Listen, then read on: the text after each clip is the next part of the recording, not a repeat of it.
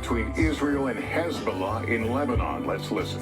Nearly 14 months, deadly conflict raged across the border that separates Israel and Lebanon.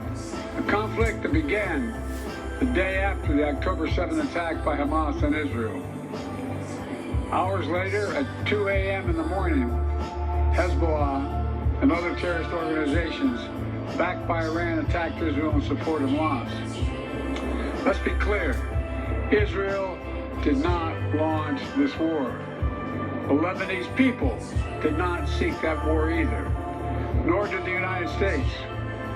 Over the past year, including the days immediately following October the 7th, I directed the U.S. military to flow assets and capabilities into the region, including aircraft carriers, fighter squadrons, and sophisticated air defense battery to defend Israel and deter our common enemy at critical moments. Since the war with Hezbollah began, over 70,000 Israelis have been forced to live as refugees in their own country, helplessly watching their homes, their businesses, their communities as they're bombarded and destroyed. And over 300,000 Lebanese people have also been forced to live as refugees in their own country. In a war imposed on them by Hezbollah. All told, this has been the deadliest conflict between Israel and Hezbollah in decades. How many of Hezbollah's senior leaders are dead, including its longtime leader, Nasrallah? And Israel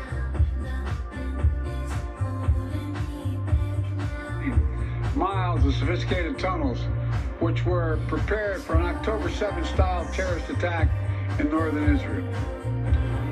But lasting security for the people of Israel and Lebanon cannot be achieved only on the battlefield.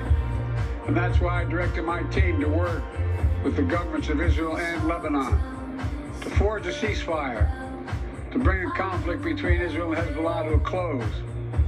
Under the deal reached today, effective at 4 a.m. tomorrow local time, the fighting across the Lebanese-Israeli border will end.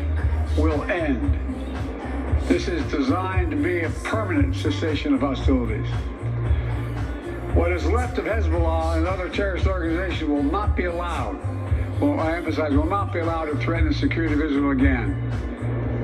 Over the next 60 days, the Lebanese army and state security forces will deploy and take control of their own territory once again. Hezbollah terrorist infrastructure in southern Lebanon will not be allowed to be rebuilt. And over the next 60 days, Israel will gradually withdraw its remaining forces. And civilians on both sides will soon be able to safely return to their communities and begin to rebuild their homes, their schools, their farms, their businesses, and their very lives. We're determined this conflict will not be just another cycle of violence. And so the United States, with the full support of France and our other allies, has pledged to work with Israel and Lebanon to ensure that this arrangement is fully implemented, the agreement totally implemented. There will be no U.S. troops deployed in southern Lebanon.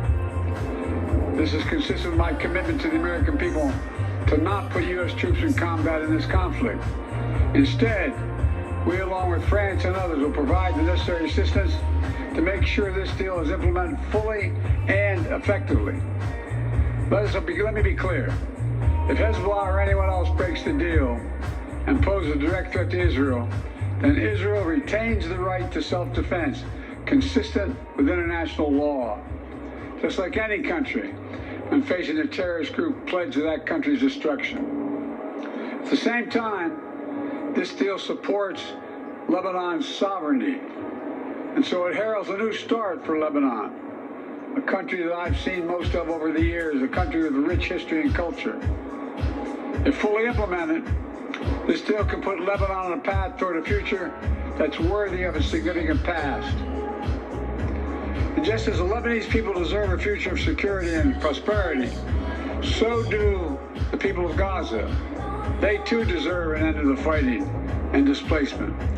The people of Gaza have been through hell. Their world's absolutely shattered.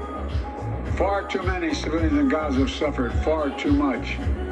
And Hamas has refused for months and months to negotiate a good faith ceasefire and a hostage deal. And so now Hamas has a choice to make. Their only way out is to release the hostages, including American citizens, which they hold. In the process, bring an end to the fighting, which would make possible a surge of humanitarian relief. Over the coming days, the United States will make it up with Turkey, Egypt, Qatar, Israel, and others. Keep a ceasefire in Gaza. For the hostages released and the end of the war without Hamas in power, that it becomes possible.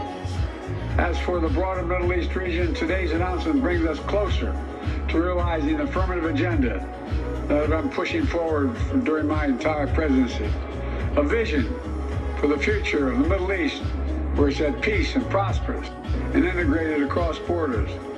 A future where Palestinians have a state of their own, one that fulfills its people's legitimate aspirations, one that cannot threaten Israel or harbor terrorist groups with backing from Iran. A future where Israelis and Palestinians enjoy equal measures of security, prosperity, and yes, dignity.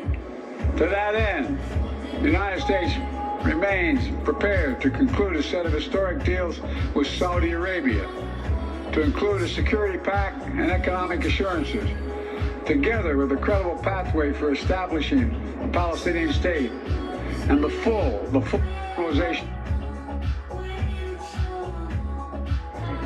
of desire